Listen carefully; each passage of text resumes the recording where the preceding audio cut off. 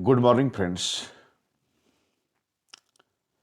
GNM second year का medical surgical first का मैं नेक्स्ट टॉपिक का स्टार्ट करने जा रहा हूं, अनस्थेसिया। अनस्थेसिया आप ऊपर देख रहे होंगे, जो पिक्चर दिखला रहा है ये ऑपरेशन का ऑपरेशन थिएटर रूम है। और ऑपरेशन थिएटर रूम में ऑपरेशन की प्रक्रिया आरंभ करने से पहले आपको अनस्थेसिया प्रोसेस किया जाता है, अनस्थेटिक प्रोसेस किया जाता है। एनेस्थीसिया क्या है? इसका शाब्दिक अर्थ होता है संवेदना में कमी। इसकी शाब्दिक अर्थ होता है संवेदना में कमी लाना। क्योंकि आपको अच्छे से मालूम है कि ऑपरेशन के दौरान चीरफाड़ किया जाता है, कटिंग किया जाता है, और उस परिस्थिति में पेशेंट को बिना सुन किए आप प्रक्रिया नहीं कर सकते हैं। इस प्रक्रिया को करने से पहले पेशेंट को संवेदनाहीन करना ही पड़ेगा, जिसके लिए आपको एनेस्थीसिया एक प्रक्रिया है, एक प्रोसेस है जिसको अपनाया जाता है, ताकि ऑपरेशन के दौरान पेशेंट को किसी भी प्रकार के शारीरिक कष्ट न हो। क्योंकि जब कटेगा, जब चीरफाड़ किया जाएगा तो उसको बहुत ज़्यादा दर्द होगा। उस दर्द की कमी को दूर करने के लिए एनेस्थीसिया प्रोसेस किया जाता है। और इसका एनेस्थीसिया का अक्सर हम प्रयोग करते हैं ऑपरेशन थिएटर रूम में, ऑपरेशन कर प्रक्रिया के दौरान। उसके पहले ऑपरेशन प्रक्रिया करने से पहले हम लोग एनेस्थीसिया के द्वारा पेशेंट को संवेदनहीन किया जाता है। एनेस्थीसिया को देखा जाए तो ऑपरेशन भी विभिन्न प्रकार के होते हैं। कोई छोटा ऑपरेशन होता है, कोई बड़ा ऑपरेशन होता है। छोटा ऑपरेशन, बड़ा ऑपरेशन, सिंपल ऑपरेशन, उसके हिसाब से एनेस्थीसिया का प्रयोग किया जाता है। यदि छोटा ऑपरेशन है तो नॉर्मल एनेस्थीसिया का प्रयोग करते हैं, लोकल लोकल का प्रयोग करते हैं। यदि बड़ी ऑपरेशन कराना है तो बड़ा एनेस्थीसिया का प्रयोग किया जाता है। उसके हिसाब से, ऑपरेशन की स्थिति के हिसाब से एनेस्थीसिया का प्रयोग किया जाता है। छोटा मोटा घाव का ऑपरेशन करना है तो उसको सिंपल, जो जनरल एनेस्थीसिया होते हैं, लोकल एनेस्थीसिया होते हैं, उसके द्वारा हम लोग उसका कर सकते हैं। लेकिन जब बड़ी ऑपरेशन करना हो तो उसमें आपको अलग एनेस्थीसिया का प्रयोग किया जाता है। एनेस्थीसिया को प्रयोग सभी लोग नहीं कर सकता है। इसके लिए स्पेशलाइज एनेस्थेटिक्स होते हैं। जो स्पेशलाइज एनेस्थेटिक्स होते हैं वही एनेस्थीसिया का प्रयोग करते हैं, क्योंकि उनमें उनको उसके चीज में डिग्री उनके पास होती है, उनके पास उनकी विशेषज्ञता हासिल होती है, और उनके पास एनेस्थीसिया के बारे में प्रशिक्षण होता है, ट्रेनिंग होता है।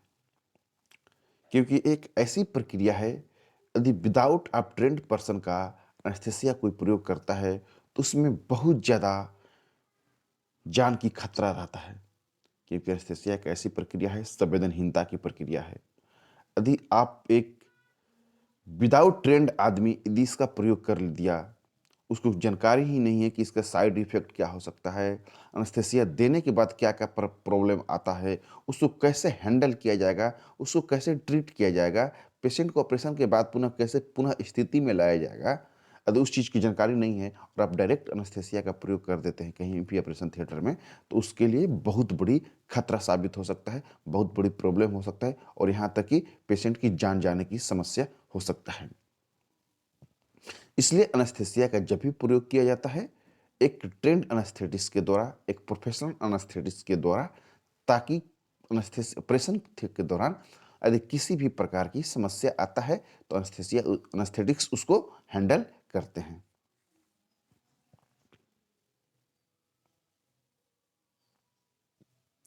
एनेस्थेटिक के समय आपको विभिन्न प्रकार के प्रॉब्लम आते हैं। शरीर के सर्जरी के दौरान आपको जैसे मान लीजिए आप एनेस्थीसिया दे दिए हैं, सर्जरी के दौरान पेशेंट को सांस लेने में तकलीफ होती है, हृदय गति की तकलीफ होती है, हृदय गति डिस्टर्ब हो जाता है, शरीर का तापमान डिस्टर्ब हो जाता है, ब्लड प्रेशर डिस्टर्ब हो जाता है, रक्त में ऑक्सीजन का स्तर घट जाता है।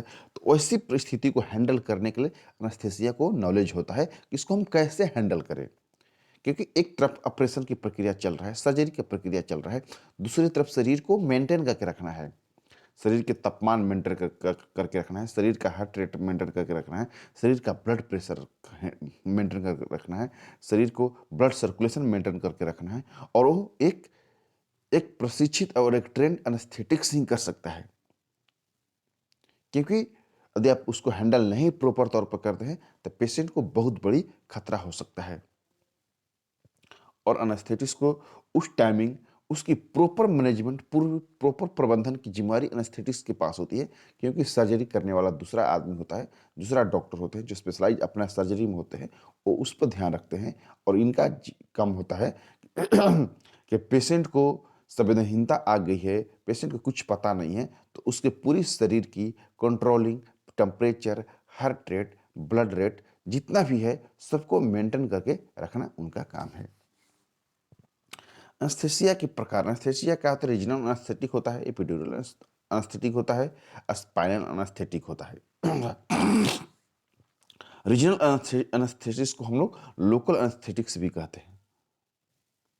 इसकी इसकी जो आवश्यकता कब पड़ता है? जैसे मान लीजिए कुछ कोई छोटा घाव है, उसको ऑपरेशन करना है, तो उसमें हम लोग लोकल एनेस्थेटिक्स का प्रयोग करते हैं, ताकि कोई छोटा ऑपरेशन उसी भाग को सुन करके, उसको संवेदनहीन करके इसको आप कर सकते हैं, जिसको हम लोग लोकल एनेस्थेटिक या रीजनल एनेस्थेटिक कहते हैं।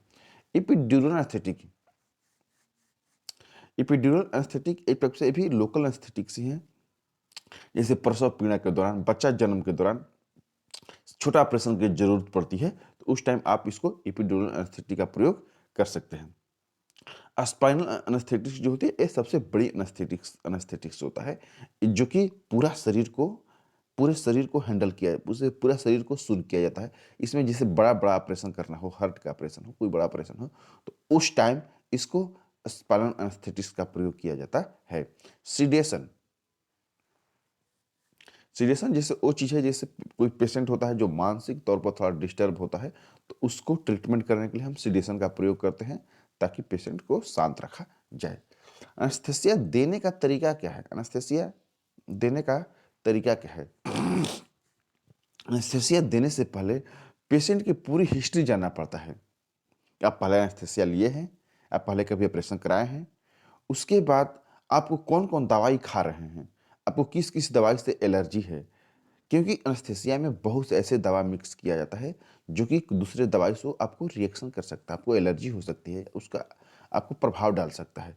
इसके लिए पहले आपको क्या कहता है, पूरा हिस्ट्री को जाना जाता है कि पेशेंट को पहले कोई एनेस्थीसिया लिया है तो उसको कौन कौन सी परेशानी हुई थी। उसके बाद आप कोई दवाई ले रहे हैं तो उससे एनेस्थीसिया से क्या रिएक्शन हो सकता है, क्या साइड इफेक्ट हो सकता है, इसकी जानकारी पहले एनेस्थेटिक्स लेते हैं, उसके बाद ही वो आगे के प्रोसेस प्रक्रिया करते हैं।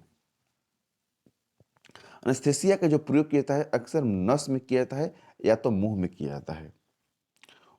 नस में किया जाता है या तो मुंह में। जो मुंह में किया जाता है वो गैस के माध्यम से किया जाता है, जो नस में किया जाता है वो डायरेक्ट दिया जाता है। एनेस्थीसिया आपको मुंह में, जब व्यक्ति एनेस्थीसिया के दौरान जब बेहोश हो जाता है तो उसको बहुत कुछ मेंटेन करने के लिए, जैसे उसको ऑक्सीजन देना है, तो उसके मुंह में क्या किया जाता है, उसको सीधा ट्यूब डाल दिया जाता है, ताकि पेशेंट को ऑक्सीजन मिलते रहे। क्योंकि ऑक्सीजन की सप्लाई यदि आप बंद कर देते हैं, क्योंकि पेशेंट जब बेहोश हो जाता है तो सांस नहीं ले पाता है, तो उसको सीधा ऑक्सीजन का ट्यूब डाला जाता है, ताकि पेशेंट को ऑक्सीजन मिलता रहे, ताकि उसको ऑक्सीजन में कभी दिक्कत न हो।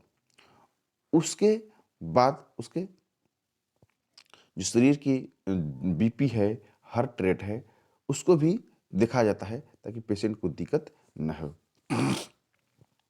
ऊपर से उसको ऑक्सीजन भी दिया जाता है अलग से, ताकि पेशेंट को कोई दी प्रकार सांस की प्रॉब्लम न हो। ऑपरेशन के दौरान यदि आपको ब्लड की समस्या होती है तो आपको ब्लड भी चढ़ाया जाता है। जैसे बच्चों को अक्सर जो दिया जाता है वो एनेस्थीसिया माउथ के द्वारा ही दिया जाता है। एनेस्थीसिया के समय साइड इफेक्ट, एनेस्थीसिया के समय साइड इफेक्ट होता है। जैसे लगातार दर्द होती है, पीड़ा होता है, पेशाब करने में परेशानी होती है, त्वचा में जलन टाइप का महसूस होता है, तो इन सबको साइड इफ़ेक्ट को एनेस्थेटिक्स क्या करते हैं, उसको हैंडल करते हैं, मेंटेन करते हैं और डॉक्टर को, पेशेंट को कन्फर्म करते हैं कि आप ऑपरेशन कीजिए, किसी भी प्रकार की परेशानी हो नहीं होगी, आप उसको हैंडल करते रहते हैं।